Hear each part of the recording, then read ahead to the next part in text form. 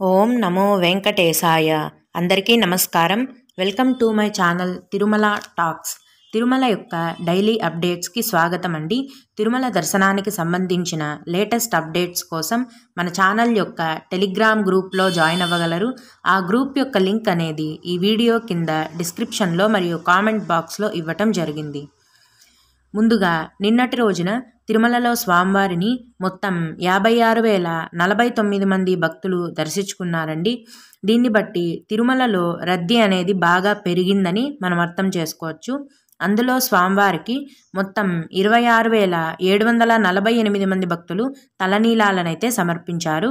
నిన్నటి రోజున శ్రీవారి హుండీ యొక్క ఆదాయం 3,97,00,000 రూపాయలు. ఈరోజు కూడా ఎటువంటి టికెట్ లేకుండా నేరుగా శ్రీవారి దర్శనానికైతే భక్తులను అనుమతిస్తున్నారండి. ఇలా టికెట్ లేకుండా వెళ్ళే సర్వదర్శనానికి ఈరోజు 24 గంటల సమయం అనేది పడుతోంది. అంటే ఒక రోజు మొత్తం క్యూ లైన్లో వేచి ఉండాల్సి ఉంటుంది. ఇప్పుడు శుక్ర, శని, ఆదివారాలు కావడంతో రద్దీ అనేది చాలా ఎక్కువగానే ఉంటుందండి. కనుక టికెట్ లేకుండా వెళ్ళే సర్వదర్శనానికి ఒక రోజు మొత్తం సమయం అనేది పడుతోంది. అలాగే తిరుపతిలో ఇచ్చే సర్వదర్శనం టోకెన్లను తీసుకొని దర్శనానికి వెళ్ళే భక్తులకు దర్శనానికి 6 గంటల సమయం అనేది పడుతోంది. అలాగే 300 రూపాయల దర్శనం టికెట్ ఉన్నవారికి, 500 రూపాయల దర్శనం టికెట్ వారికి 4 గంటల లోపే దర్శనం అనేది పూర్తవుతుంది. ఇప్పుడు కొన్ని దర్శనానికి సంబంధించిన వివరాలను తెలుసుకుందాం.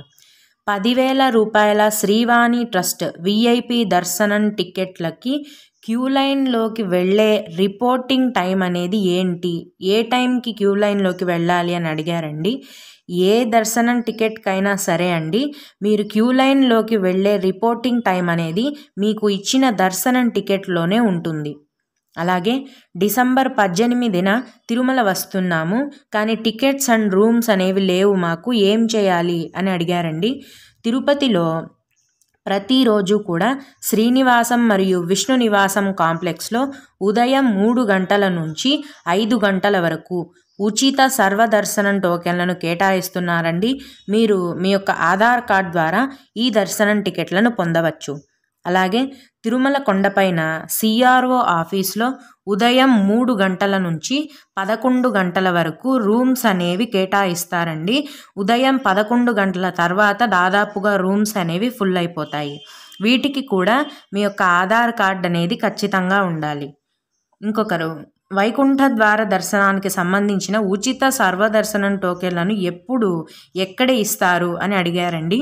2023 డిసెంబర్ నెలలో వచ్చే వైకుంఠ ఏకాదశికి సంబంధించిన దర్శనం టోకెన్లను త్వరలోనే తిరుపతిలో కేటాయించబోతున్నామని టీటీడీ వారు తెలియజేశారండి.